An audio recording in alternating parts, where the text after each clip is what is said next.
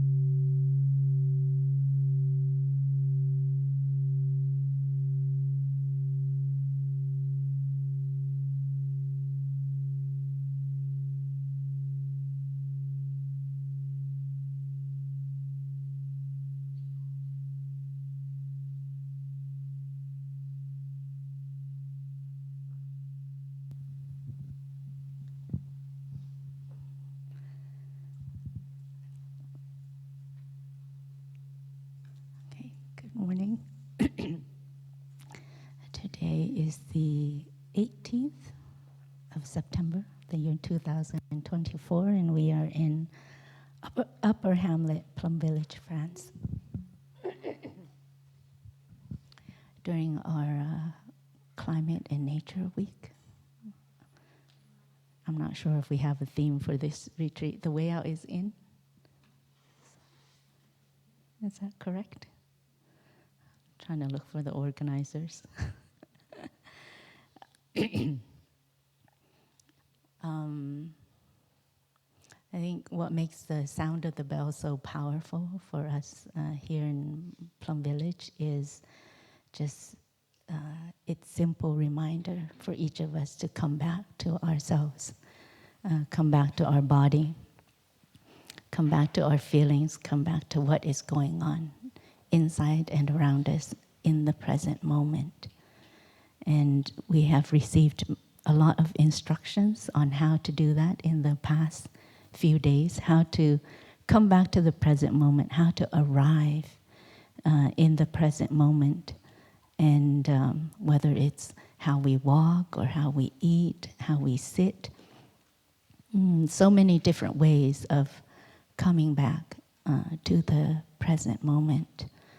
Because I think in a high-powered, high-stake life, and maybe in a very busy world, in a very busy life, we have a tendency to have more of a forward motion than really one that can allow us to just come back to the present moment and be in the present moment.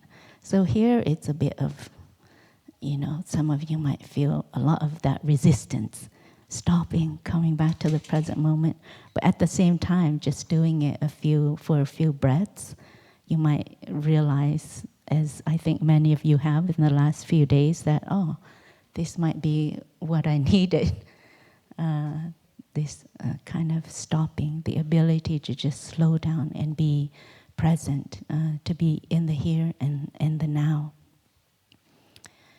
And that's actually one of the, in Plum Village, we have what we call Dharma seals. Yesterday, Brother Lin, Brother Spirit, spoke about the 4 noble truths, the 4 four truths. He kind of translated them beautifully. And today, I guess I will speak to you about another four sets of teachings. So more Buddhism for you today. And it's called the Four Dharma Seals of Plum Village.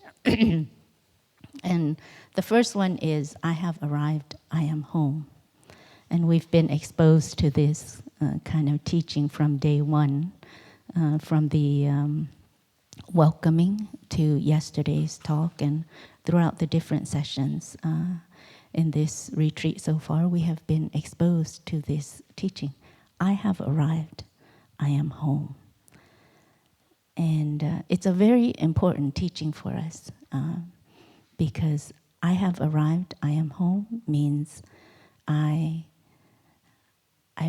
really accept the present moment as my true home. I accept the present moment as my true home.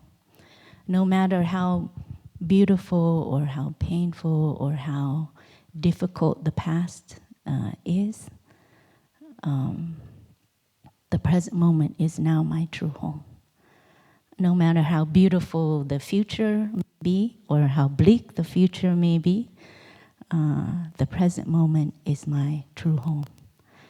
And it's quite an essential practice of Plum Village because also our understanding of time is a little bit different. I remember going to a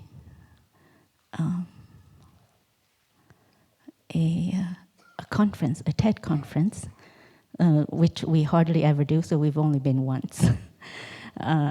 It's not our kind of venue, I guess. It's not our normal venue. So I've only been once, and we were a part of a conversation called "How to Be Good Ancestors," and so it's a lot about looking towards the future. And someone said, "We focus too much on the present moment. We have to look forward to the future. We have to think of 7 generations ahead, etc. We're too focused on the present moment."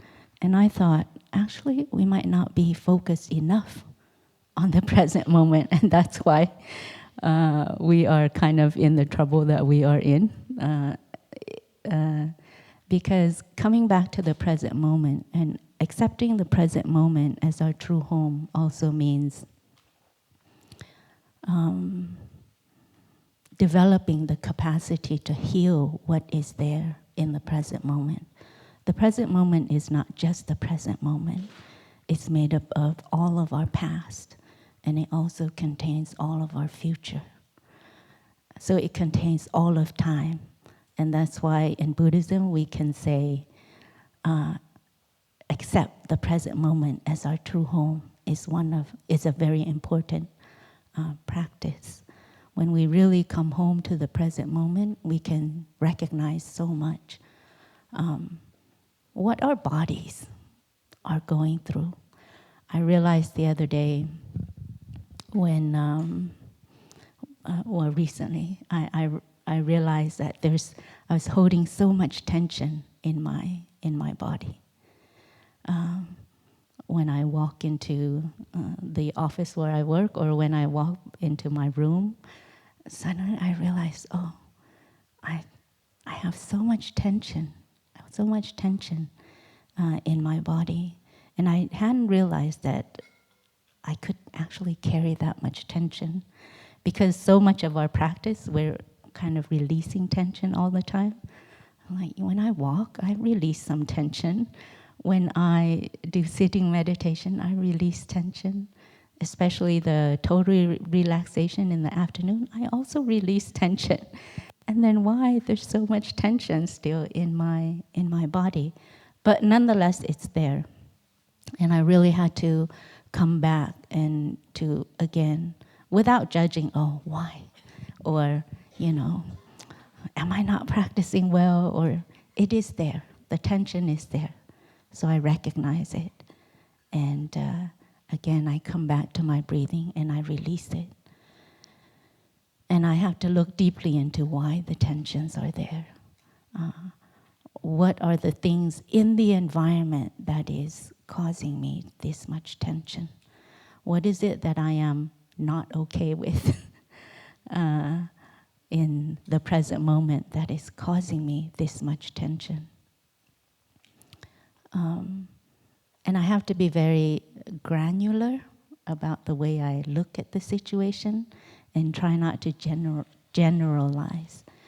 Because when I look deeply into something, it's often a very concrete cause. There's something. In our teachings, we often say mindfulness is always mindfulness of something. And it goes with so many other mental formations, as you have learned, as we have learned yesterday when Brother Lin, Brother Spirit, spoke about mind consciousness, and stored consciousness.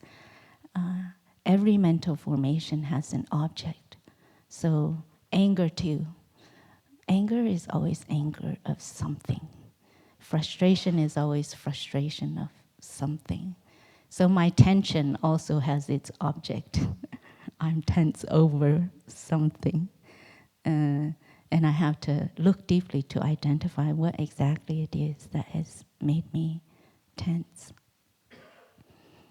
And I know exactly what it is, but I can't say it here.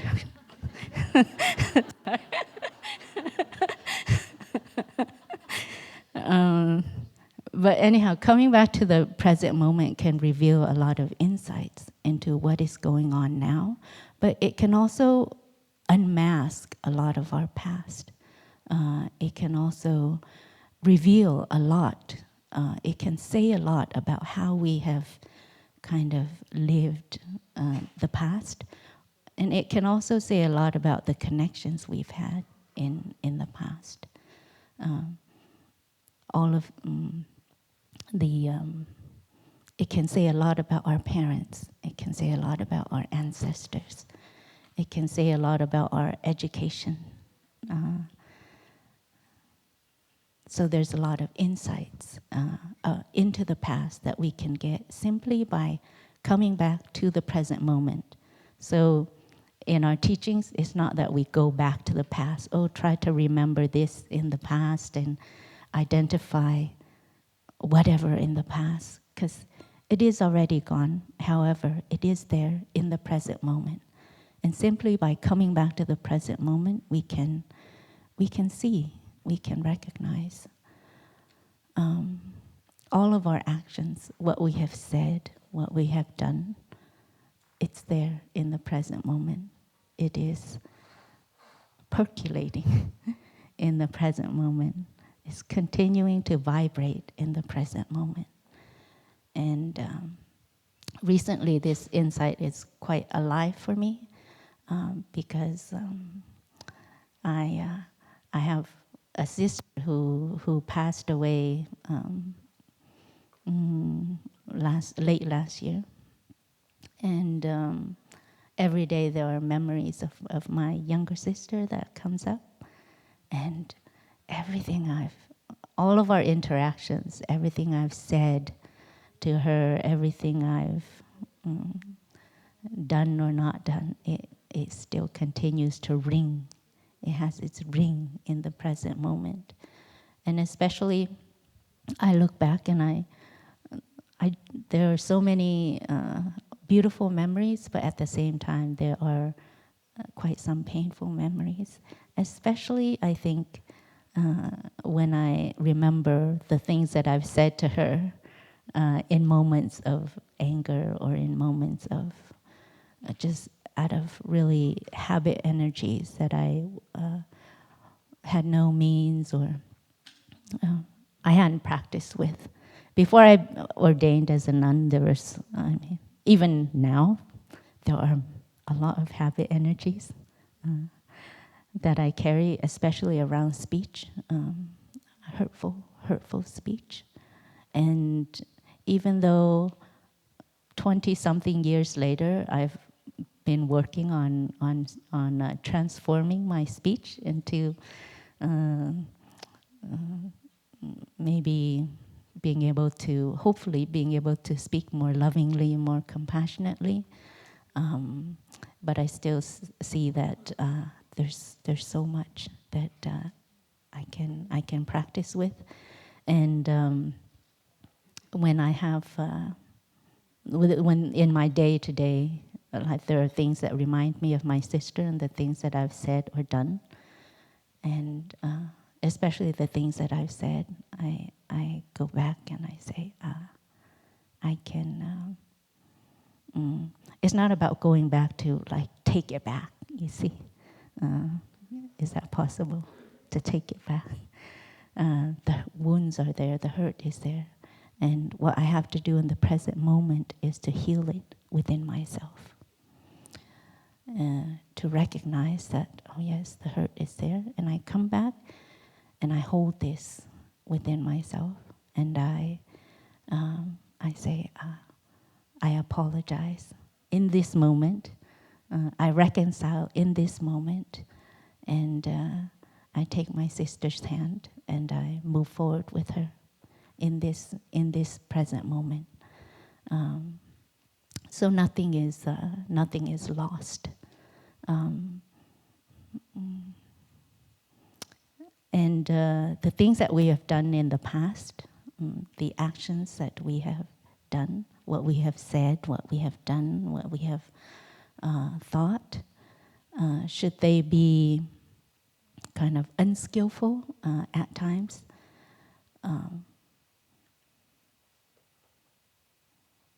we'll see them, like I said, they continue to ring in the present moment, but it is also possible to recognize them right now and to heal them, to transform them in the present moment. So I'm in conversation with my past actions all the time. In the here and now, in the here and now. So practicing to feel at home in the here and now, can be painful at times. The present moment is not always pleasant, and I think we know that. But the practice is to really accept it as our true home, and to build up the courage, to have the courage to be able to come home to the present moment, and to recognize the pain that is there, look deeply into it, and to see what we can do about it in the present moment. The present moment also has so many things that can heal us, that can nourish us. So we have to really come back and to be in touch with these things. We've spoken a lot about joy, the importance of joy and happiness, and it's all available in the present moment. It's not something that we have to wait in the future to access or to be in touch with. And I don't know how many of you saw the moon rising this morning. Oh, very nice. It was a beautiful full moon this morning. I'm sure I was in the lower Hamlet, so I had a different view, but it was very bright, very beautiful this morning. And there are only 12 full moons a year. And I often think of that when just to remind me to take some time to enjoy the full moon. There are only 12 full moons per year. And when I saw it this morning, I was like, oh, I did miss 9 moons. This year I did miss 9 full moons. So I was like, oh, okay. But there it is. Very beautiful, and it was available, and it was there. Beautiful, nourishing, and it gave me quite some moments of joy this morning. Also yesterday morning, I also saw the moon rise, and it was like this really big orange. It was glowing. It was almost like the sunrise yesterday morning. And sometimes we have moons like that, moons that are like sunrises, very beautiful. 365 sunrises per year. I can't tell you how many I missed. Maybe a few. Actually, I'm very happy that the life of a monastic allows us to enjoy a lot of sunrises, because we do wake up at 5 or 5:30. And I remember before I became a nun, I'd only seen, I think, a total of 3 sunrises my entire life. And that was quite shocking to me, because one time my father asked me to go fishing with him. So it's like really early in the morning, and we had our father-daughter fishing moment, which I had no interest in. But nonetheless, I was there, and I was able to enjoy the sunrise one morning with my father. And there were 2 other times it was kind of forced, I think, as well. And so I had no voluntary enjoying sunrise moments until I became a monastic. But anyhow, I'm glad you are all here during this retreat. Maybe voluntary or involuntary enjoyment of sunrises. You have at least 4 days. Yes. So also, in terms of the present moment containing all the past and all the future, of course, the present, we have a saying, the present moment, the future is made only of the present moment. And I think every day I have to come back to kind of touch this truth, because I think, the future, sometimes I think the future is a lot about planning, about things like that. It's not in the present. But this has been a very hard lesson for me to learn, that the future is made up of only the present moment. And that's why it's so important to come back, to take care of the present moment. We can take care of many, many future generations just by coming back and taking care of the present moment. Brother Phiblin, Brother Spirit, yesterday he spoke about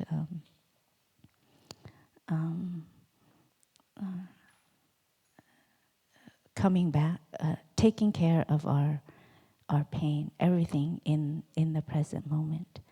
And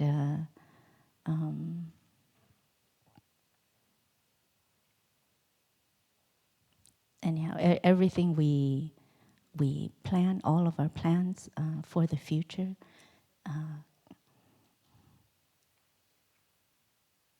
actually has to be done in the present moment. There's no other moment to plan the future.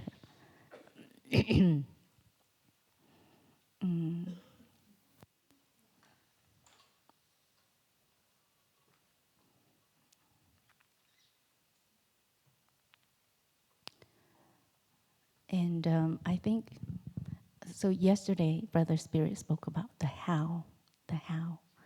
And the how defines the what. I think that's what he said. The how defines the what. And oftentimes, we think about, I think maybe in everyone I'm looking out at right now, maybe you're involved in policies or changing systems or, at government, corporation, etc., organizational levels and things like that. And oftentimes we think of impact or change lying in that direction, like the big things or the systems. But also coming back to the present moment and taking care of how we handle things is also a legacy, kind of a legacy that we also leave for the future, and it also defines the future. And it's very important to take care of the how. And I often find that coming back to take care of the how, I also end up redefining the what. When I take care of the how, I really redefine the what. For instance, in the lower Hamlet, in the sisters' Hamlets, we are both in both the lower Hamlet and the new Hamlet, we are both working on our new nuns' quarters. And so much work with the architects and meetings and planning and etc. And sometimes when I get so wrapped up, oh, we need this building in order to do something, and I get lost in that kind of thinking, and then just coming back to the present moment, recognizing all of the tension and all of the pressure and all of the kind of anxiety I have over building a nun's quarters, and I come back to the present moment and I think, is this, if we build a nun's quarters and we have nervous, anxious nuns living in it like myself, is it the nuns' quarters we want to build? Is it the kind of nuns' quarters we want to build? So then, just simply coming back to the present moment, I can already redefine the project. First of all, I redefine the timeline. And I always remember what our teacher said about, the building is not so important. What's more important is the sisterhood and the community. Because without the sisterhood, without the brotherhood, without the community, the building will be an empty building. And that's always stuck with me throughout our building plannings and things like that. I was like, yes, it's true. The building, it doesn't mean that we don't need a building. It doesn't mean that we can just not have a building. But what it means is taking care of the how, and how we do the building, not to sacrifice the sisterhood, the brotherhood, our own well-being, or the way we speak to each other, the way we do things, the how. Not to sacrifice it for the sake of the building, because doing that, we may have an empty building. So I just want to take a few moments to write some things on the board.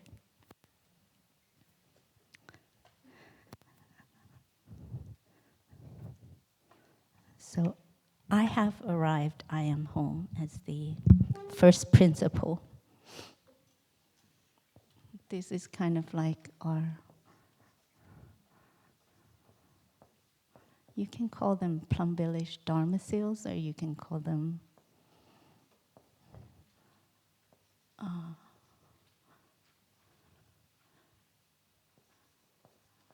I think this is Plum Village Dharma seals, or I like to see them as like my guiding means for change. Principles that I reference all the time in my practice or when I want to realize something. I have arrived, I am home. The courage to come back to the present moment and to accept the present moment as our true home. The second principle, I really love this one, and you might as well, is to go as a river. And really we want to embody this. We speak a lot about interbeing, interconnectedness.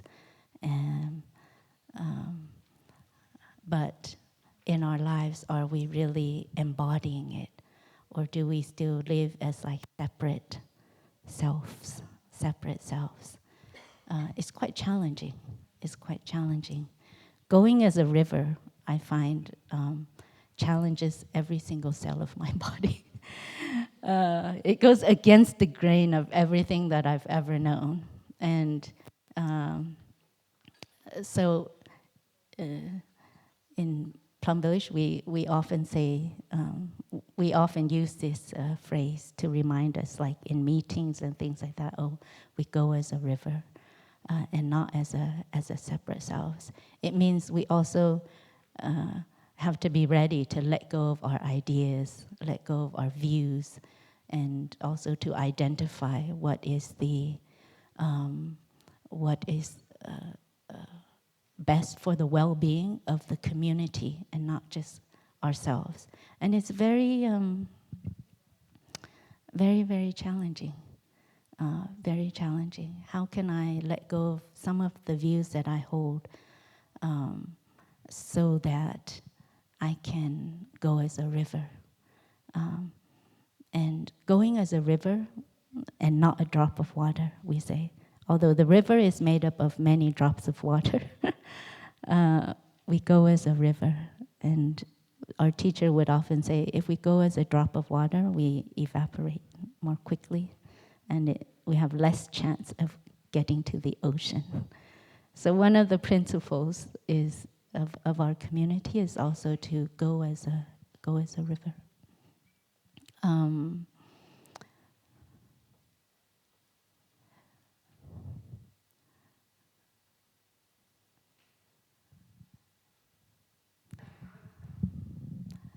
You might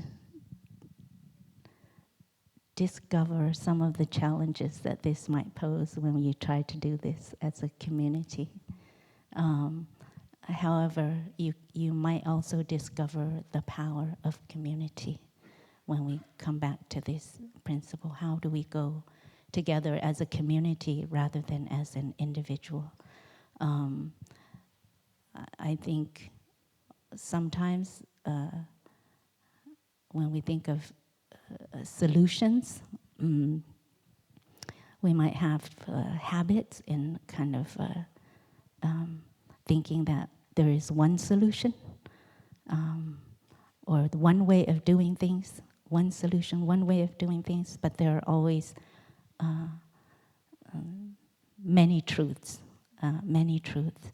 So this is what I've discovered in living in Plum Village and how to go as a river. Sometimes when I'm going to a meeting, I think, oh, my idea is pretty good. I don't get why everybody is not accepting my idea. Or going, it's the most logical, it's the most effective, efficient, and I don't get why you... And going as a river also means a lot of conversations. So I spend a lot of my time in conversation with my sisters. At first it was to get them to agree with me, which I found quite exhausting in my experience. It was a lot of agreement, kind of like almost like maneuvering, or I don't know what other terms to use, but it was quite exhausting. And then I discovered it was just about sharing an aspiration. And then also, having my sisters to kind of hear out my aspirations. And also when they have an aspiration, I would like to hear what it is as well. So for me later, it took me a long time to learn that it's not about getting my ideas to be filtered out to be the top idea. It was more about learning what each other's aspirations are and what we want to do together as a community. And this took me a long time, I think, because also it has to do with this as well. Going as a river has a lot to do with the first practice of arriving and going home. I found the more I was able to come back to myself and really to be able to listen to what was going on inside of me, to be able to identify what was going on, and also to be able to heal the wounds that were inside of me. It also helped me to go as a community more, because I can also identify more what was more important for me, and also what was important for my brothers and sisters. Um, yeah, go as a river. The third is, I think, the interbeing of the truths. Two truths. This is a lot of Buddhism today. Four truths, which was what Brother Phap Lin spoke about, and the 3 times. But I kind of want to touch off on this. Brother Phap Lin spoke about the 4 Noble Truths yesterday already, and the 4 are not separate from each other. They have their interbeing. When you look deeply into the one, you can recognize the other 3. The 2 truths, what we refer to as conventional truth and ultimate truth.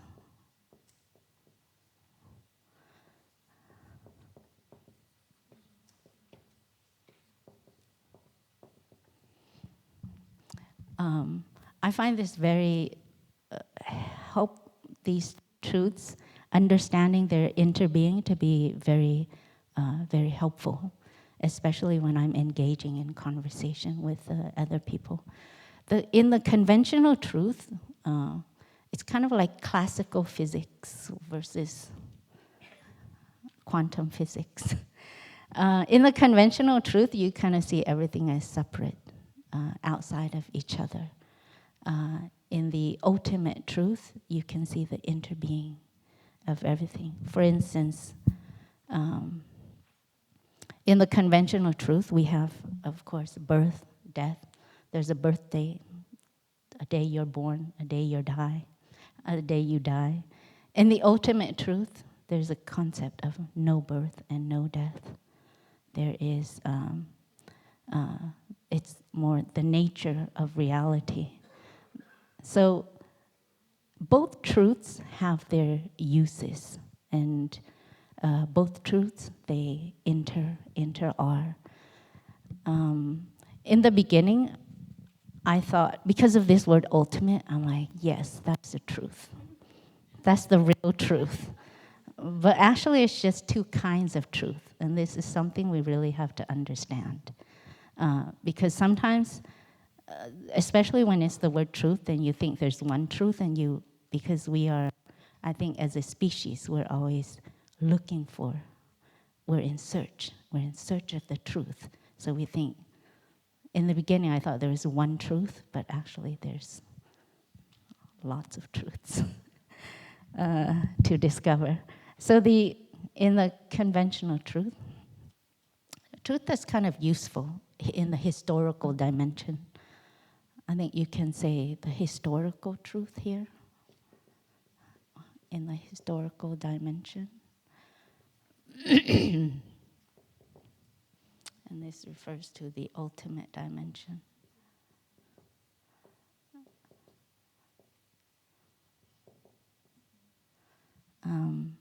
Sister True Dedication will speak more about this tomorrow. I just want to mention a little bit today, as it has to do, for me, it has a lot to do with communications as well, and kind of the way we see things. And you can understand this, for instance, when we speak about that flower. Does anybody know what it's called?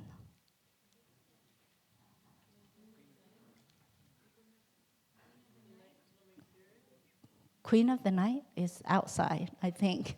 This one on the podium. Begonia, yes, sorry. A begonia. Is this how you spell it? Begonia. So when you look at the begonia, you can see that the begonia is made of only non-begonia elements. It's made of the sun, the rain, the soil, the person who potted it, everything. So a begonia, when we look deeply into it, we just see its non-begonia elements. The begonia is made up only of non-begonia elements. Oops. And that's why it can be a begonia. So in understanding the conventional truth, you can see this. In the conventional, you see a begonia as just a begonia. In the ultimate truth, you can recognize the begonia is made of only non-begonia elements.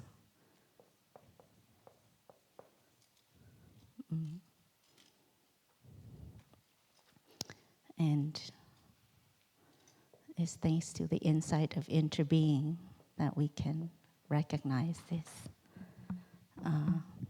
Interbeing or non-self. Yeah.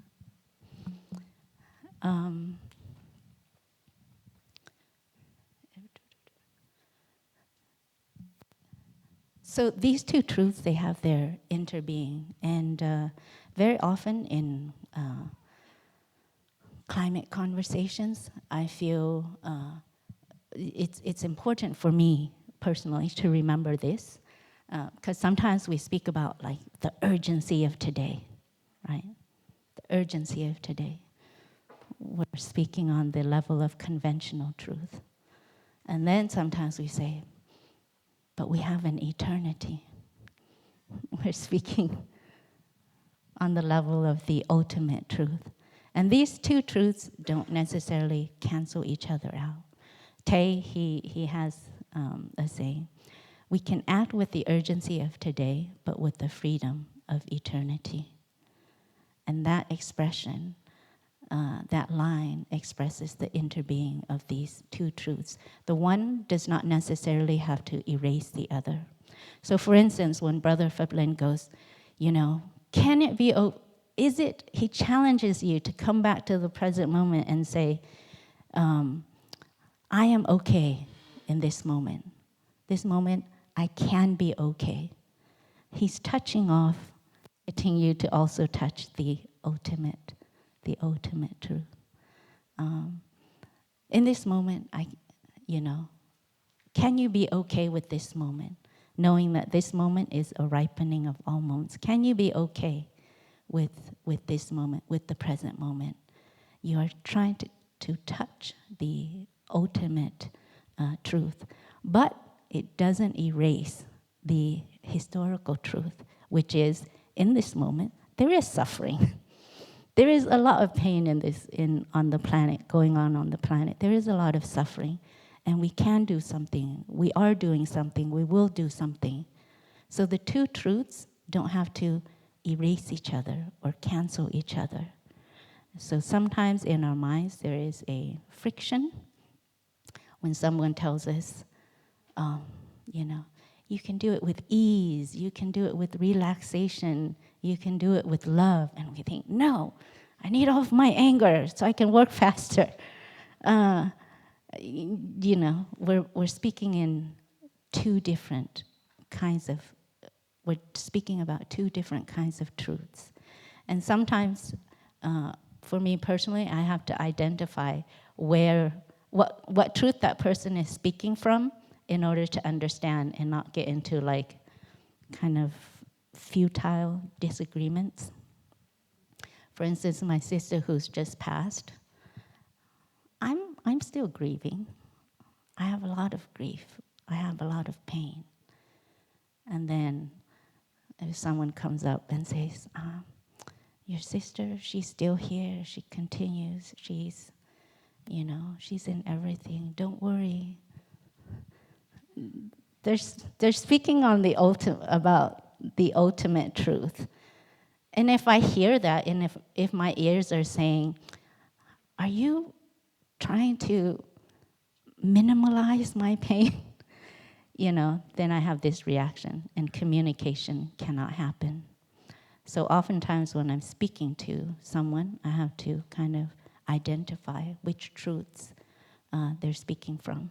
Sometimes in the monastery, we can get a bit ultimate, so...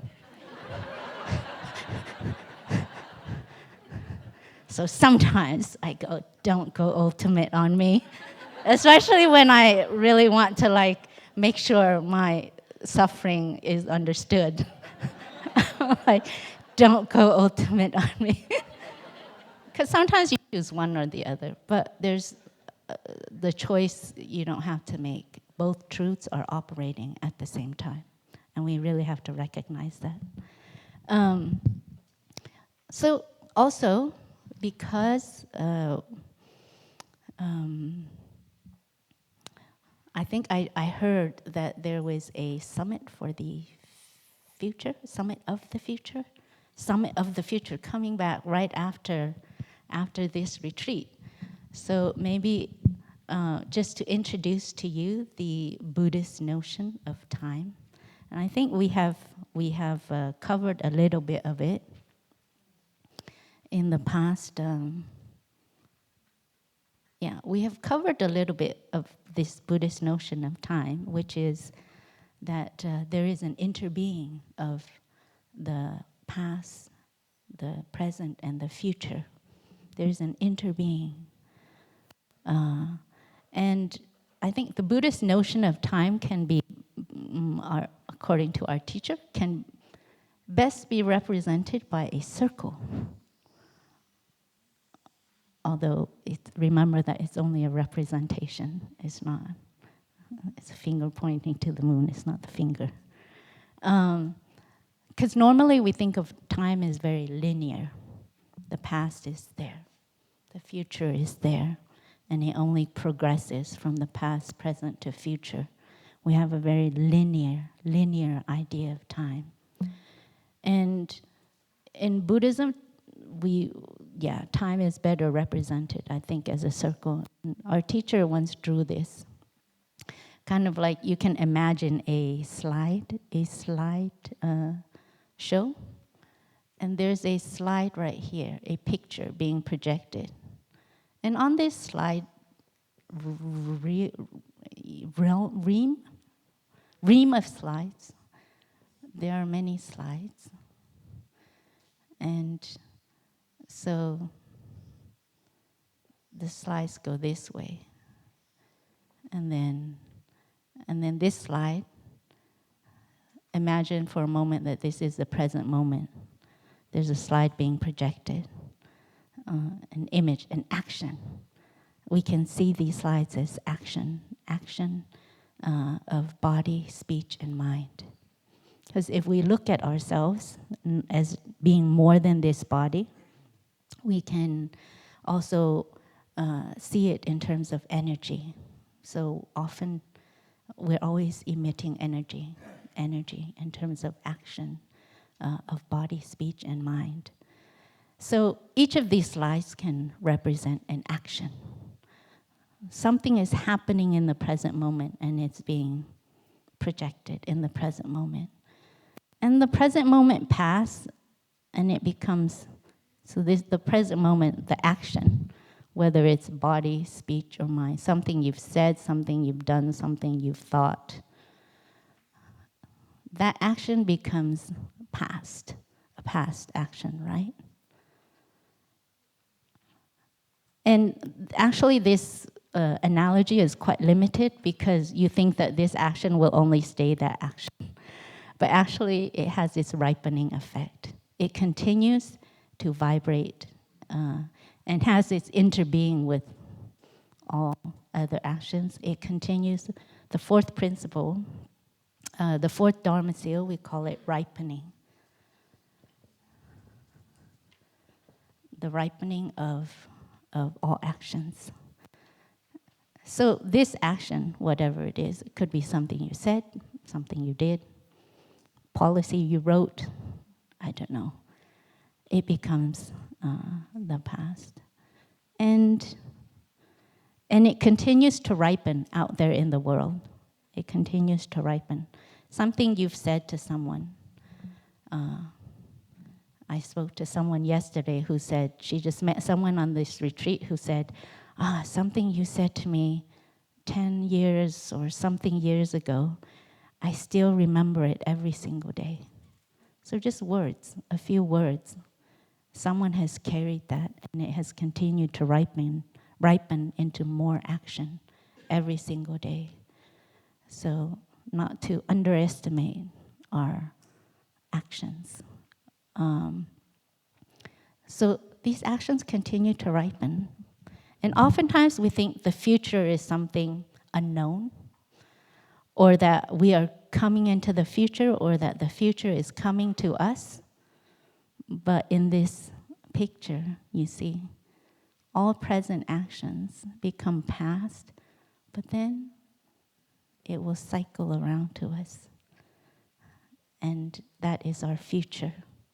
So the future you can see as the ripening of all past actions. And that is the Buddhist concept of time. There's no future existing outside of the present or the past. And the future we can see as the ripening of all past actions. So, and if we look deeply into this, we can really see it. We can really see it. How many times does our mind repeat something? I mean, you're on, how many times have we experienced the same habit energies? How many times have we, and this is 20 years later, sometimes 30 years later, the past. So the future is not so. For me, when I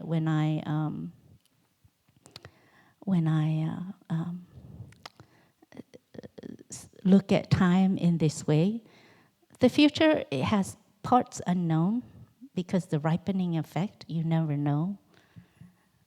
But also it has so many things that are known and that we can take care of in the present moment.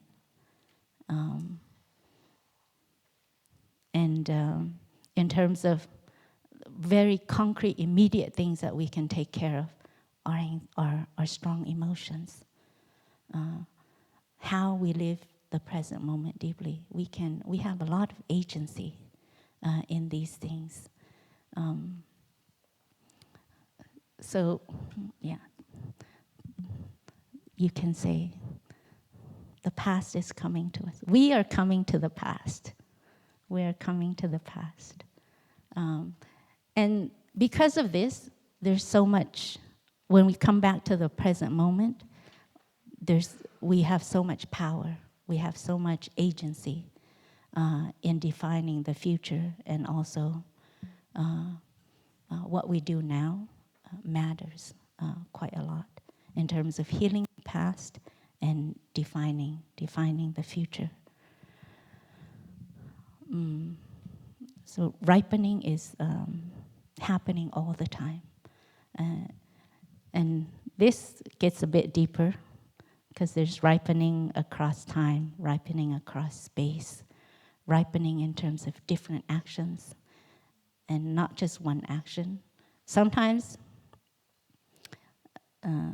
you do something and you expect that outcome, but actually it could be a completely different outcome.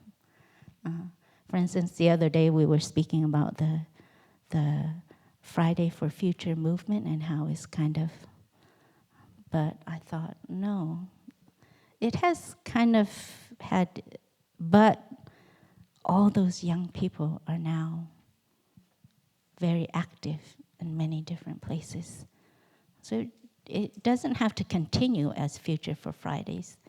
It has its continuation, its ripening in boardrooms, maybe, in different organizations, in different places. So it's something very powerful to understand, the ripening of actions. So we have two more speakers this morning. I will end my part right now. And then Sister Muoi, Sister Samadhi, maybe we have a short stretching break.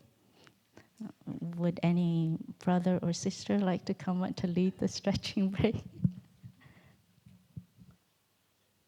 Sister Hiu Kai, would you be happy to? Okay. So we have a little bit of a stretching break, and then Sister Thamwe will kind of share a little bit more about communications, and then followed by Christiana. We have no idea because each one of us had a planning session yesterday after the Dharma talk, and this morning it came out completely different. So I have no idea what Sister Samadhi will share with you, and I have no idea what Christiana will share with you. And that is the effect of the ripening. Right?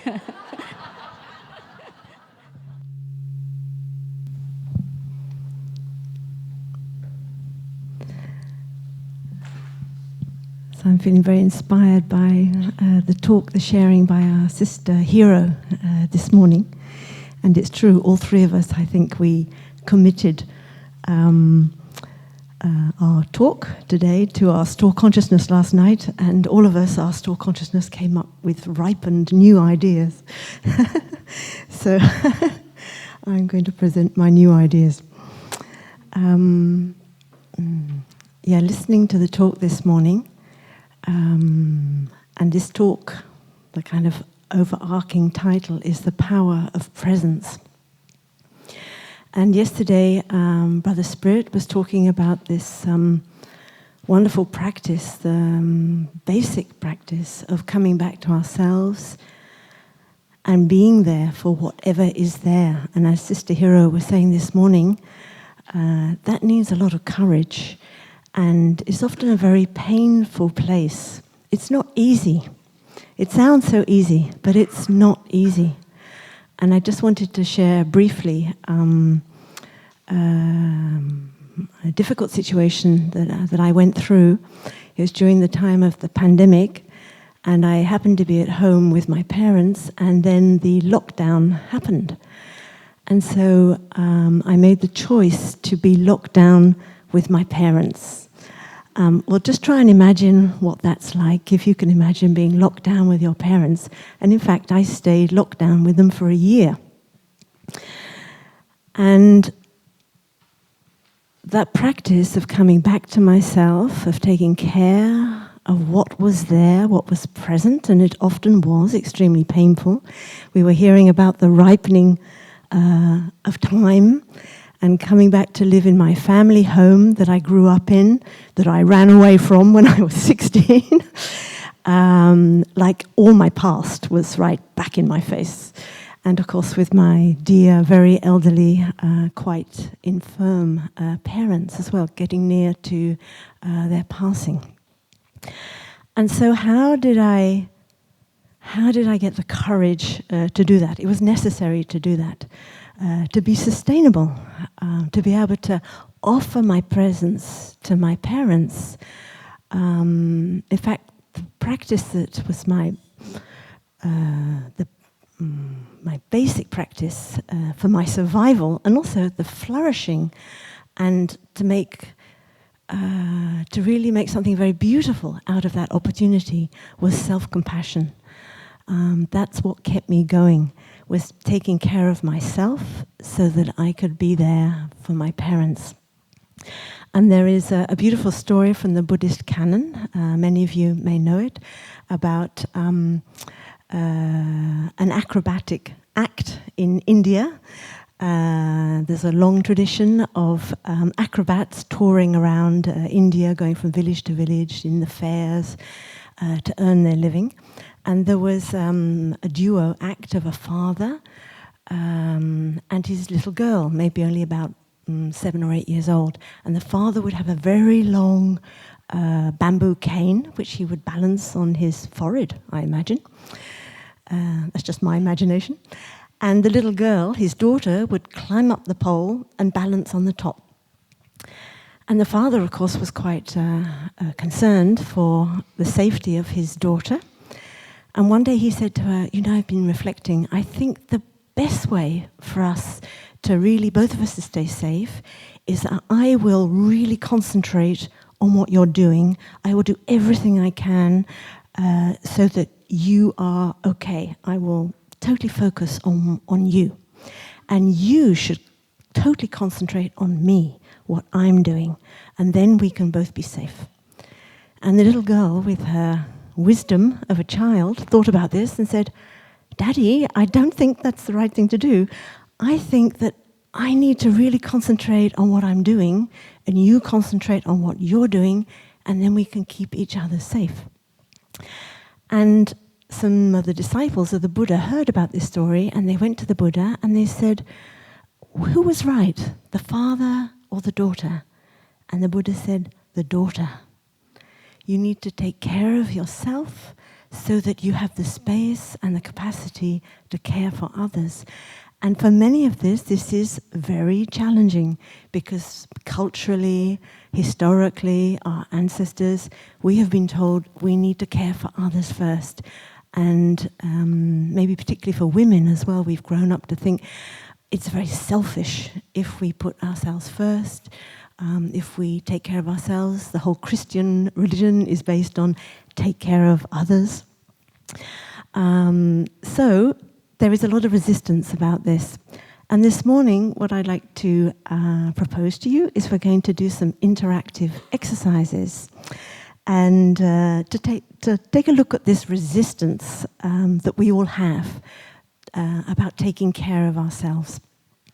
Already, I want to congratulate everyone from coming to the retreat because that's already an act of self-care, of carving out time and coming here for 3 or 4 days is already extraordinary. So you can already pat yourself on the back.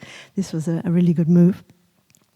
And in these exercises, we're going to maybe meet how do we bring this presence to ourselves? The presence can be a very kind presence, but sometimes that presence is actually quite violent to the point where maybe an inner critic can actually be stimulating our threat system and actually creating a lot of tension in our body. But we can train to transform those inner voices, to transform the quality of presence that we bring to ourselves. So, I'm going to invite everybody to get into twos. So it's not complicated. You can just turn to someone sitting right near you and decide. One thing I'm just going to say is the noise level can go up very quickly. So if you could speak very quietly, this is going to be like a dance. And the more silently we do this dance, the easier it's going to be for everyone. So if you can just turn, face someone, agree who you want to be with, and you can use the whole space of the hall. You can take your cushions down the other end, your chairs there, down the other end, round here. Give yourself some space.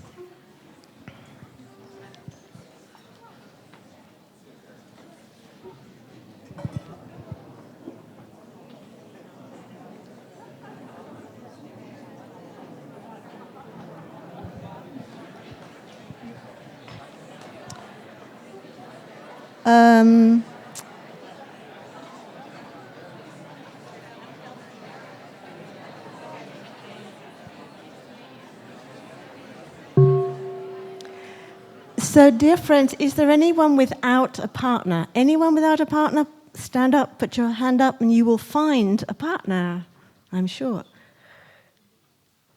Great. There was someone down here. Anyone else? Do we have somebody else? Yes, we have someone over here. Can you make your way, find each other? Anybody else with no partner? Okay, good. Okay, so in this exercise, you need to sit quite closely because, in fact, you're just going to whisper. Because as you've already seen, the noise goes up. We're just going to whisper to each other so that we keep very quiet. And the first thing we're going to do, in fact, you can already decide who's going to go first because it's going to be the one with the shortest hair. So that should be reasonably easy to work out.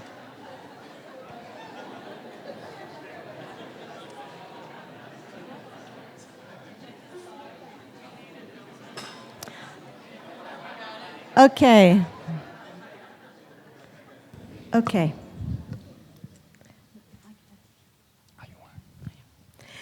So the first thing we're going to do, you've decided who has the shortest hair. You're going to go first. And the one with the longer hair, you are going to practice deep listening, okay? You're just going to follow your breath. You're not going to close your eyes. It's nice to be able to look at the other person. You're following your breathing. You're listening with your whole body. And you're not going to say anything, okay? You're going to resist the impulse to say something. You're just going to follow your breathing. Really be there for the other. And the one with the shorter hair, you are going to speak to the other person as if you're speaking to yourself. So, for example, if your name, the one with the shorter hair, your name is Sally, you're going to speak to the person and say, "Dear Sally, what I want to tell you is," okay? So you're speaking to that person as if they are you, as if you're looking at yourself in a mirror. And you are going to express all the appreciation you have for yourself. Challenging. Am I allowed to do that? Already resistance coming up, okay? You can notice, where do you feel that resistance in your body? I already feel a knot in my tummy. So you are going to express all kinds of appreciation for your qualities, the things that you really appreciate about yourself. All the effort you put into things. Maybe it doesn't always work. It's not successful, but you put in so much effort. And then also express your gratitude to yourself for making those choices and doing what you're doing. Okay, so we have 3 minutes, and you can start now. And don't forget to whisper, and then there will be a bell after 3 minutes.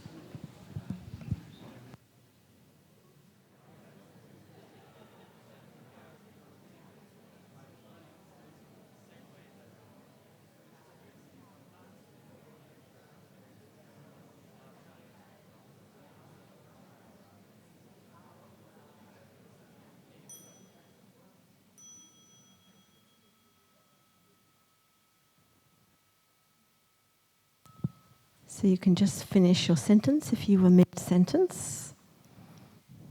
Okay, and then we're coming to the second part. So the same person is going to continue to speak. And now you are going to continue speaking to the other person as if they are yourself. And you're going to express regret for things you haven't taken care of. A bit like the question we had in the Dharma sharing yesterday.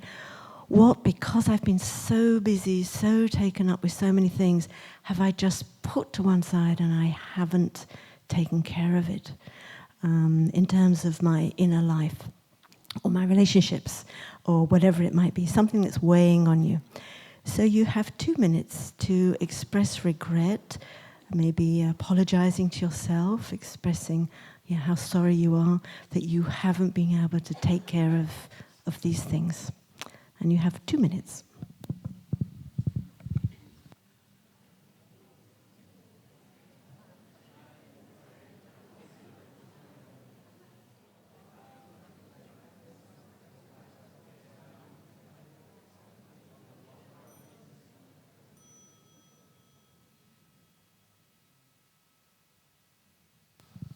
So you can finish your sentence, and maybe there's already some emotion coming up here, so we might like to just close our eyes, come back to our body. What sensations are there? Maybe there's tears. Maybe heart beating faster, tension. Just noticing change of temperature in your body. Just really sensitizing ourselves to these changes in our body. This is where we feel emotion is in our body.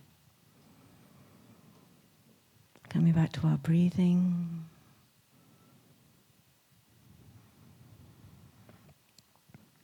Breathing in, recognizing all these feelings in my body. And breathing out, smiling with love, smiling with kindness to myself.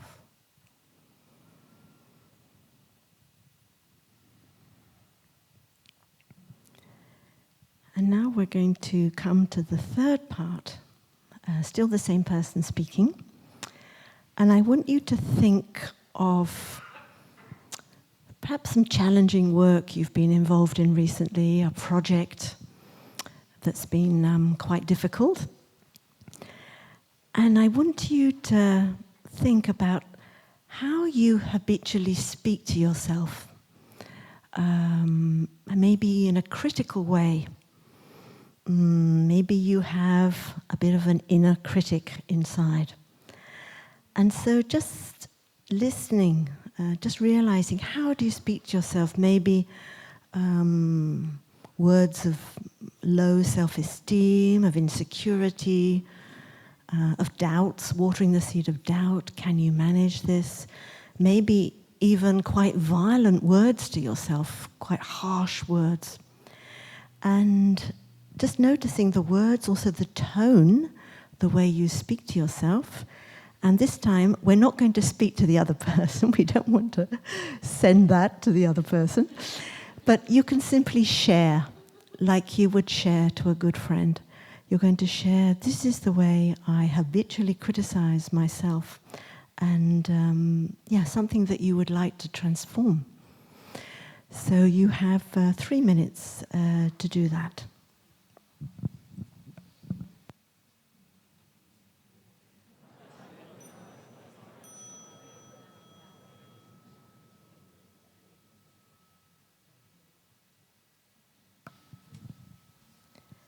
I notice the volume has gone up quite.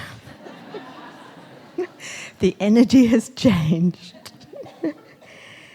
So now I want, still the same one who's speaking, I want you to reflect as to, is there any way that this inner voice, even though it seems to be so unskillful, is trying to be helpful?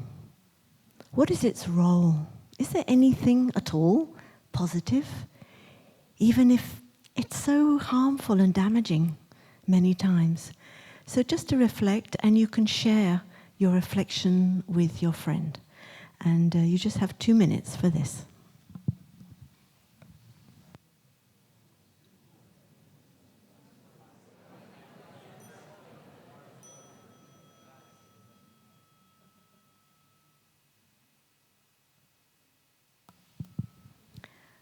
Okay, so the last part around this looking at our inner voice is we're now going to do our best to transform the voice of that inner critic.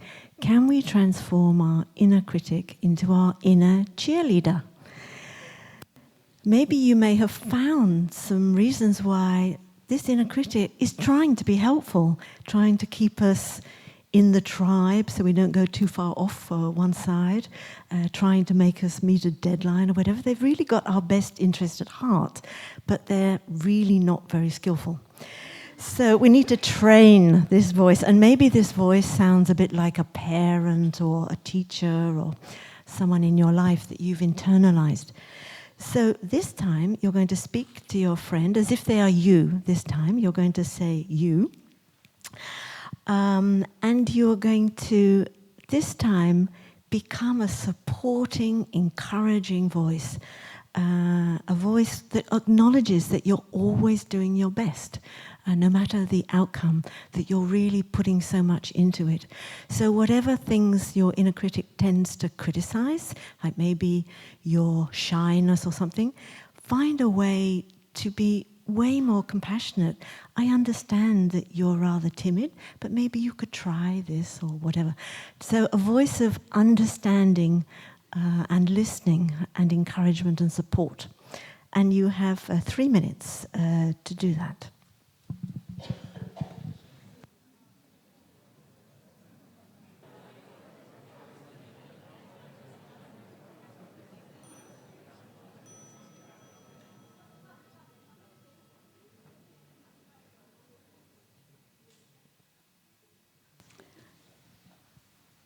Okay, and just to finish with the one with the shortest hair, just to wrap up, you can state to your friend, you can continue to speak you as if they are yourself. Speaking to that person as if you're looking in a mirror. State your aspiration of how from now on you would like to offer yourself kindness, listening, presence. So just making that aspiration of how you would like to transform this presence to really be there for yourself. And we just have 1 minute for that.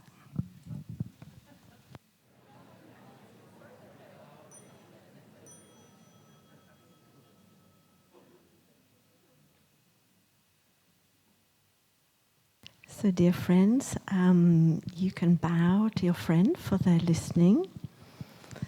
And you know what's coming now. But maybe we'll just close our eyes for a moment, come back to our body, just acknowledging what's there. What feeling, what difference of sensation of having committed to kindness to ourselves. Maybe feeling of warmth, softness, opening. Coming back to our breath.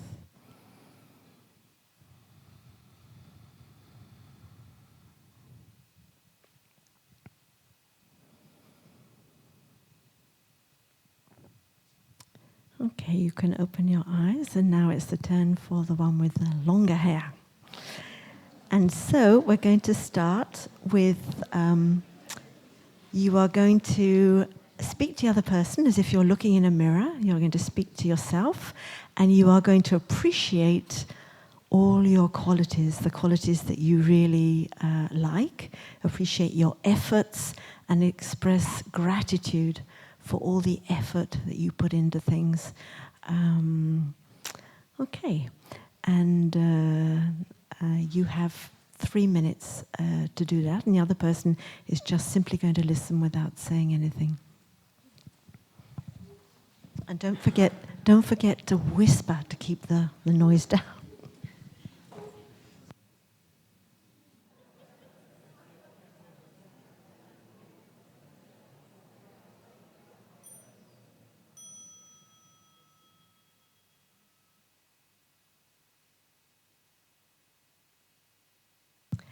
And now you can continue with answering the question, what haven't I taken care of? Your regrets, feeling sorry, maybe apologizing to yourself for those things because you were so busy, so stressed out, had other priorities that the things to do with your inner life, your mental, your physical well-being, you've just put to one side, and your relationships. And so you have 2 minutes to express your regrets. And you'll be speaking as if you're speaking in a mirror, speaking to yourself.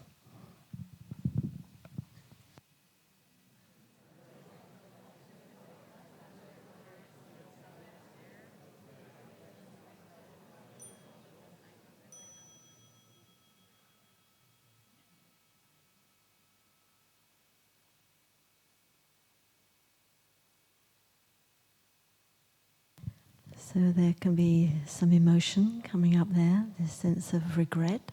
Might like to just close our eyes for a moment, come back to our breathing, noticing what is present in our body, this uncomfortable feeling, and that's why we've pushed it away, because it's so painful. And now can we be with it? Can we befriend it? It's okay. It's okay. Breathing in, I'm here for you. And breathing out, it's okay, it's okay.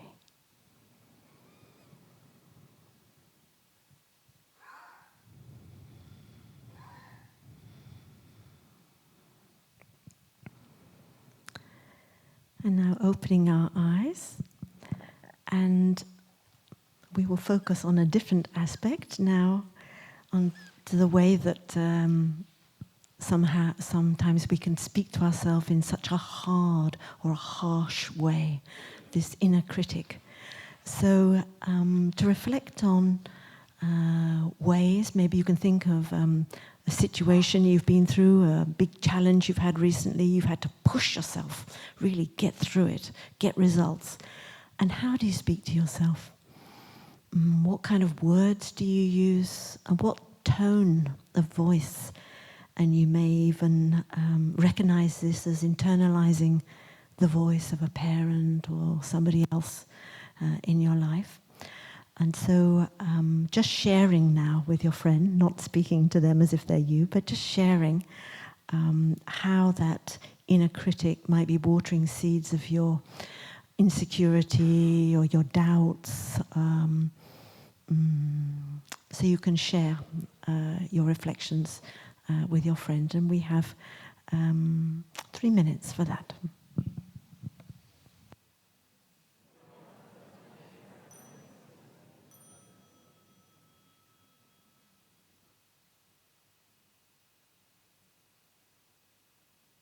So again, you can now reflect on what you've just said and try to imagine if there's any way that this voice can help, that it's trying to help you, even if it is very unskillful and harsh. So just reflecting for a moment its use of actually trying to get you to show up, even if you're not feeling like you can, that it is encouraging you in some way, but not in a very helpful way. So just reflecting on that with your partner for 2 minutes.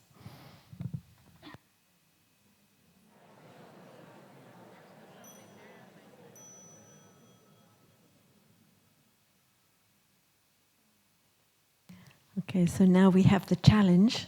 You're going to speak to yourself as if you're looking at yourself in the mirror, and you're going to transform your inner critic into your inner cheerleader, someone who's really got your back. They're really there for you, and they're going to encourage you to listen, to understand, and to really acknowledge that you're always doing your best. So to transform also the tone of voice, to bring that kindness and tenderness. And this is a training so that in the future when you hear that inner critic start, it will be a bell of mindfulness, like pam pam, ah, hello my old friends. Well, now you've become my cheerleader. So now you need to train and to practice. So you have 3 minutes.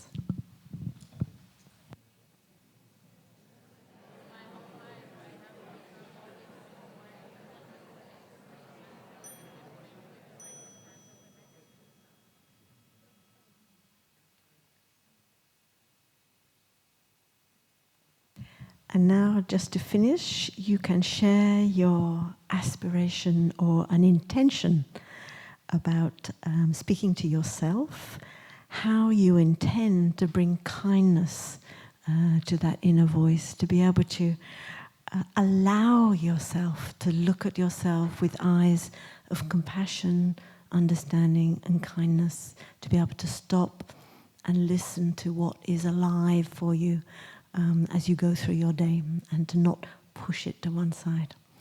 So we have 1 minute to set your aspiration.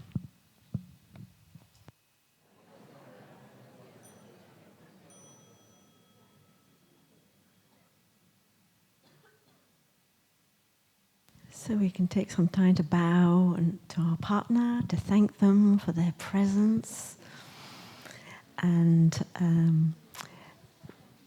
now you can come back to your original places, and I'll hand over to Christiana. If you want to have a hug, please ask permission if they feel okay to have a hug.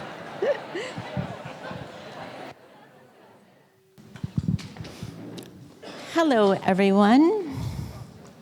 What an exercise. Thank you very much to both sisters for this morning. Thank you very much for that opportunity.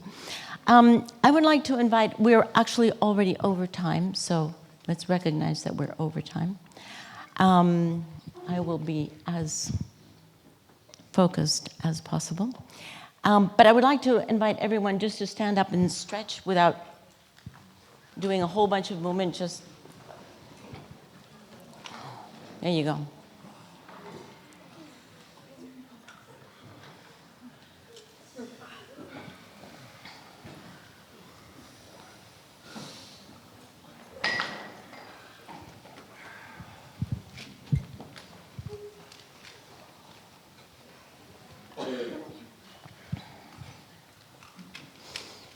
And then let's sit down again, and we will invite 3 sounds of the bell to center back, and also to let everything that we've just experienced settle down.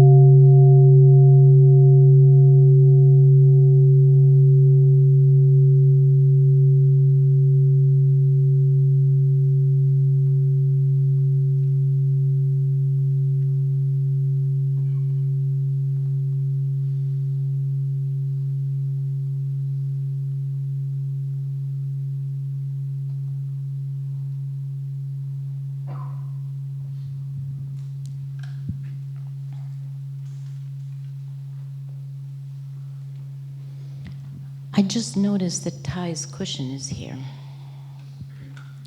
It's a little bit intimidating to sit in front of that cushion. So, dear friends, the session this morning, as you know, is entitled The Power of Presence. And what I think is fantastic about the word presence is that it denotes many things. It denotes the present moment that we heard from Sister Lang, but it also denotes our presence in the world, our presence with ourselves, our presence in a conversation like we just had, or how we simply turn up in the world. And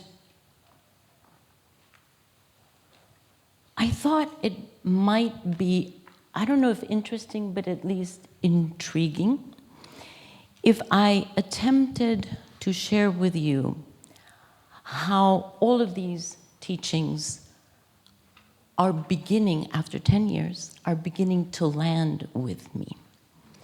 Because after the exercise that we just did, I think many of us are thinking, well, that was a powerful exercise for me as an individual. But hold on, I'm engaged in systems change, in global climate change, in biodiversity protection. So how the heck do I take what I just learned and do anything about the big picture? And that, as you can imagine, was the big question that I had when I first came to Plum Village. Yes, thank you for saving my life. Yes, I was suicidal when I first came. Thank you very much for that healing. And I'm engaged in a big picture change. So how do we build that bridge? So I would like to share with you how I am landing these lessons with the caveat that by tomorrow morning, maybe that landing is different because it has evolved or ripened over time.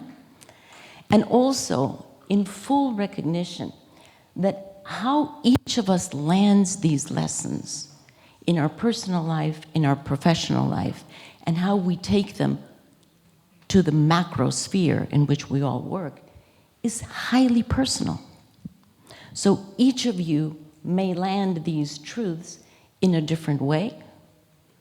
I guarantee that you will land them in a different way over time, and that you will be evolving them, and that's perfect. So I don't want to share something with you that you go like, well, that's not the way it reverberates or resounds for me. This is just my experience, my way of making sense. And my invitation with this sharing is for each of you to also do your little internal homework. How does it make sense for you? And when we leave here, how do we take this to the work that we do? So the power of presence, that title, I would like to unpack one part of it, because we've already unpacked the present moment with Sister Lang. I want to unpack the other part of presence, which is, how do I turn up in the world? How do I turn up for me? What is my presence with myself? What is my presence with you? What is my presence with my family, my colleagues, my work? And Brother Vablin has already invited us to, I think, a very fun exercise, which is, let's just translate everything. So my translation today, which could change for tomorrow, of presence is agency. What is my agency? What is the agency that I can bring to bear in the issues that we are all engaged in? And as I think about that, about agency,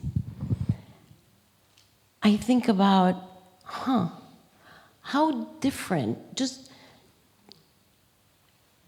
how do I extrapolate the experience that we just had, which is a heart-mind-body alignment, both for the internal journey of myself, but also for the listening, the quality of listening that we brought to our partner. And so if we understand what we just did, which was a total alignment, a moment of deep presence, how do we apply that to issues that go way outside the interpersonal or the personal and the inward journey? And the invitation there is to extrapolate these lessons by dissolving the boundaries that we have been taught. Because we have been taught that there's a boundary between you and me. We have been taught that that you're different than I am. We've been taught that there is a boundary between who I am as a person and who I am in my professional world.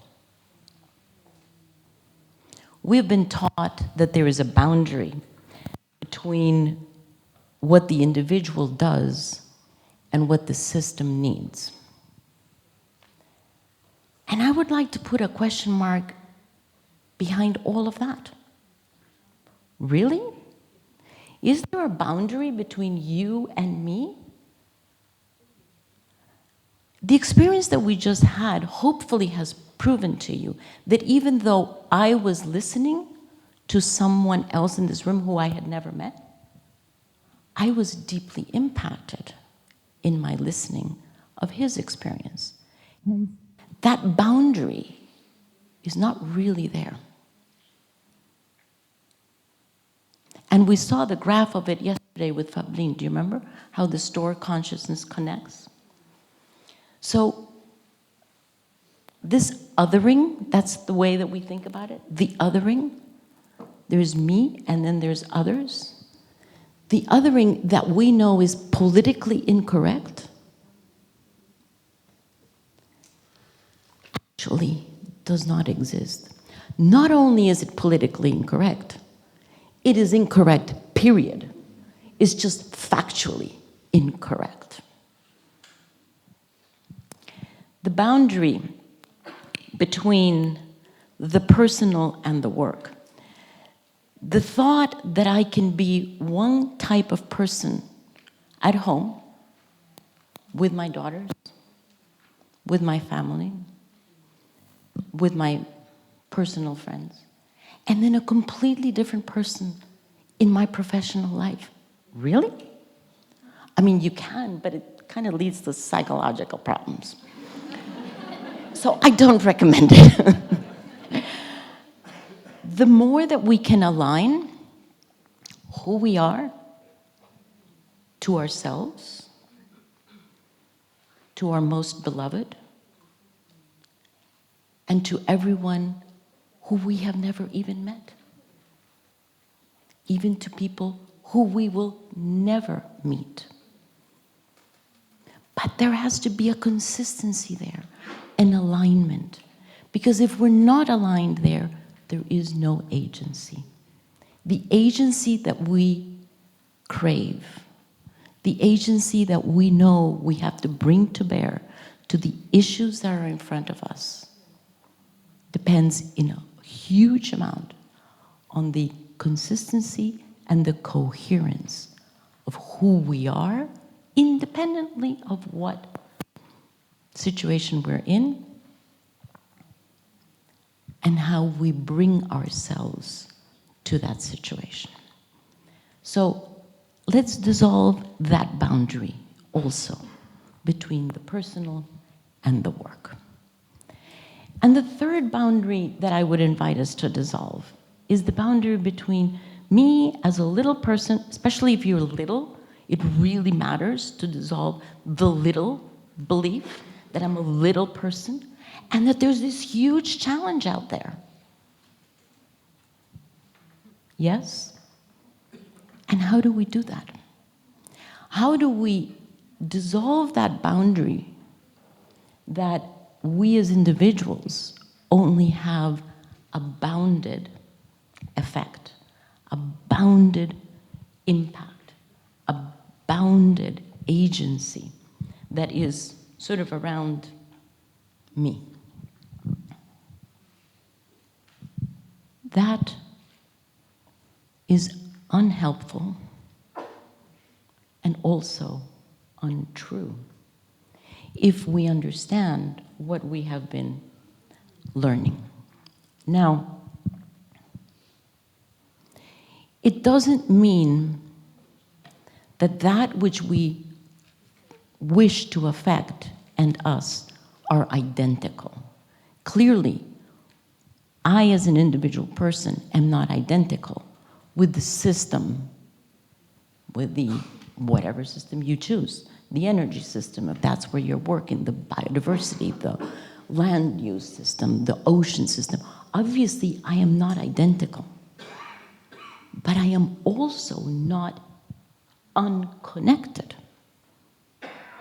In fact, I am interconnected. And that is what we learned from Brother Fablin yesterday about the Four Noble Truths. No self, no human, you know the list. So what he was bringing to us is the fact that all of this is actually interconnected. And it is the teaching of Tai, his term that he coined, interbeing. So I am, and everything else inter-is. We all inter-are with each other. That is not what we have been taught. And so to reach for that, to understand it first, whether we choose to understand it in our head first or in our heart first, but to have it be a reality that we live from and that we work out of is, to me, the miracle of agency. That is where we touch everything that we can do in this present moment. And that is where we touch the fact that we can have an incredible impact on spheres that are way beyond myself. In sociology, because I also want to translate, I'm just very inspired by Pavline yesterday. In sociology, the concept that is sort of related, at least adjacent to interbeing, is complex adaptive systems. And that is the understanding, of which there's a lot of proof, that in complex adaptive systems, when you move one piece or you affect one piece, everything else gets affected. Whether you intended that or not, it all gets affected. So sociology has already understood the truth of interbeing. For me, sorry to bring the Paris Agreement into the room again, but for me that was so evident as we were negotiating the Paris Agreement, because we had 67 issues under negotiation under 5 tracks at the same time, with 100 and almost 200 countries. So you can imagine. And what was evident to me as I watched this is that this is a multidimensional, I don't know, for lack of a better word, chessboard, where if you move one piece of one issue over here, it immediately has unintended and sometimes intended consequences of moving the political chessboard over here, over here, over here, over here. Almost immediately. And that was so evident. So you can say, so is that intimidating or is it liberating? It's both. It's intimidating because if we understand that every action that I take today in this world, every action has many different consequences. It is intimidating because the responsibility that we have for every action is magnified. Because it's not just about how I interact with you in this moment. It's about how does that interaction ripple out in ways that neither you nor I can possibly see or imagine, but they do occur. So it is intimidating to understand that we have such agency, but it's also liberating. It's also liberating because we can rest, or in Plum Village terms, take refuge in the fact that I can choose to have a healing conversation with you, Claudia, if I may pick on you, and that healing conversation is not just one that brings healing to the two of us, but that our interaction has healing effect that goes way beyond. So it's both intimidating and liberating to know that our agency, that we're not bound, we're not bounded in this little body. And that's where our agency finishes. It goes so much further beyond that. I remember a few years ago, and sorry that I was so slow at this, but I think it was maybe 3 or 4 years ago when I first heard the word intersectionality. And I thought, what on earth is that? And as I learned, and I learned from many young people, because I think it was certainly the next generation, or maybe 4 generations after me, because there are many after me, that came up with that word, and I went, what on earth are they talking about? And I slowly understood that intersectionality is also, just like complex adaptive systems, intersectionality, the concept is also adjacent to interbeing. Because in intersectionality, you see that there are many human constructs, many human structures, many human systems that we have built that magnify the disadvantage or the discrimination to very similar populations, or to exactly the same populations. That's what intersectionality points out. And when I understood that, I went, it's interbeing. But the piece that intersectionality still needs to move toward is that, yes, the constructs that we have built have this kaleidoscopic, if you will, effect, negative effect of discrimination and disadvantaging of populations, and they also have this kaleidoscopic effect of healing and regeneration and resilience, if we choose to inject that energy into it. If we don't, by default, because that is what we have built, we will nourish the, let's call it, the disadvantage, the pain, the suffering, the grief, all of which is interconnected. But the beauty of our agency is that we can and we must make a choice, knowing that everything is interconnected and that I do not stop here at the end of my little feet, but rather that I have the potential agency to have effect around the planet. Then the choice is, do I exert my agency, my presence, in a negative way, or do I do it in a positive way? And there is a daily choice to be made, a daily choice.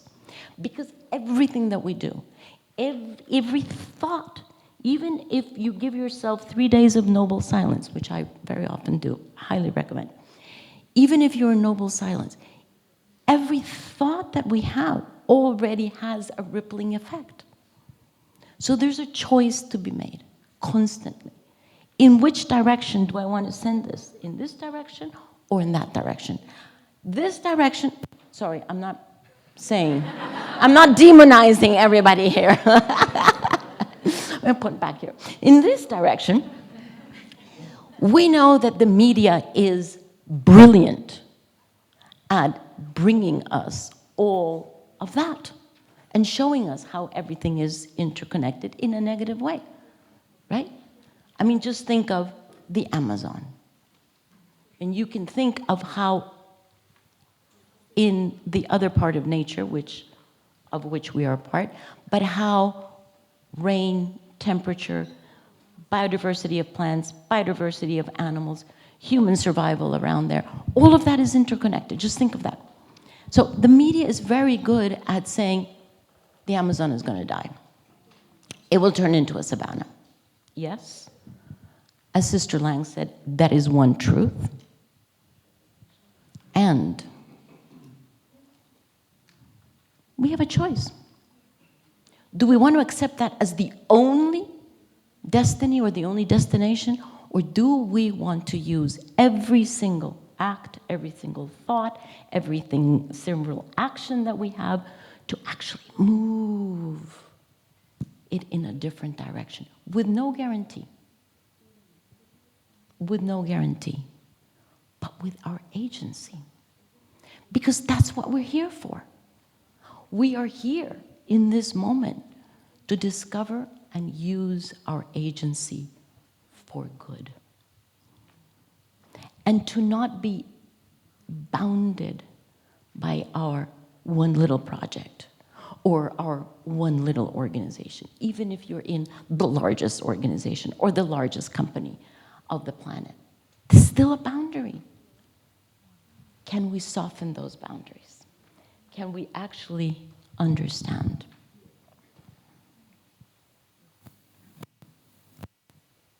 If we were a direct part of the plant kingdom, because we're only an indirect part, if we were a direct part of the plant kingdom, we could think of ourselves, all of us, together as mycelium. Those are the interconnections of the plant kingdom.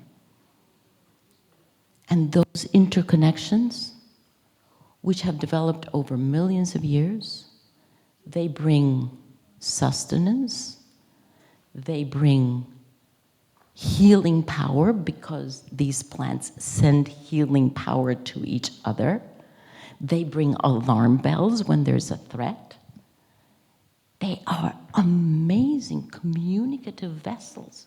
So one plant is never one plant. Even the mother tree in a forest is never alone.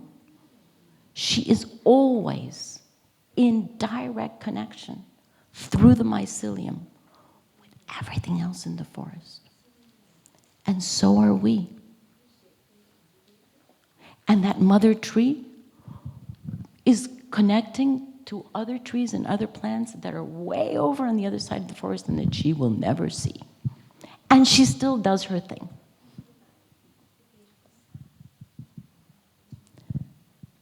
So can we begin to think of ourselves, take the lesson from the experience that we just had and extrapolate it? Let's not leave it right there. Ah, yes, I learned something about myself. Great. I learned something about the person I listened to. Fantastic. And let's extrapolate that lesson and understand that we are all so interconnected that even if we tried to break those connections, we wouldn't be able to. So because we're so interconnected, because we inter-are, because interbeing is not just the principle of life, is the reality of life, then, you know what? Let's take advantage of it. Let's use it to our purpose. Let's not be so small that we think, I can only do my one little thing. And I've done it 100 times and it has no effect, therefore I'm giving up. Or I'm going to go to burnout. Or I'm going to start criticizing someone else. Let's use what we have.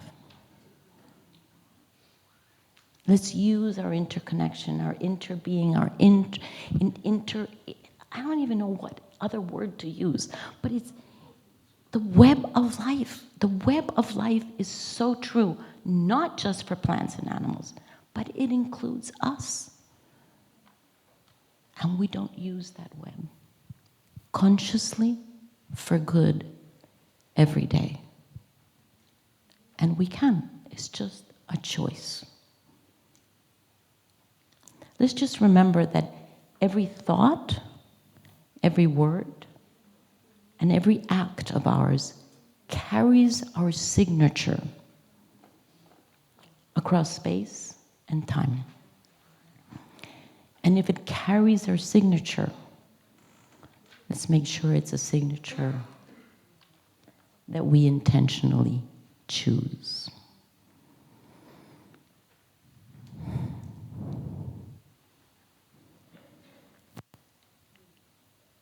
And to conclude, I just want to pick up the thought where Sister Lang left us, which is we all live in this frenzied present because we want a better future for everyone. including plants, animals, minerals, etc. But we tend to forget that, yes, there is a quality of unknown and uncertainty in the future, but there's also a huge quality of known. And the known piece is what we inject into it.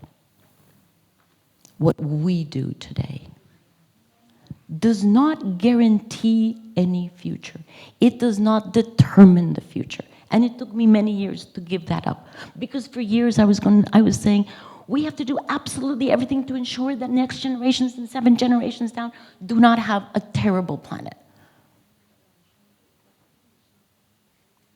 Well, over years I have learned that we cannot ensure that. We cannot guarantee it.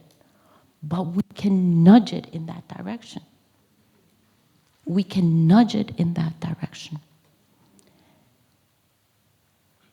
And that, my friends, is our sacred duty.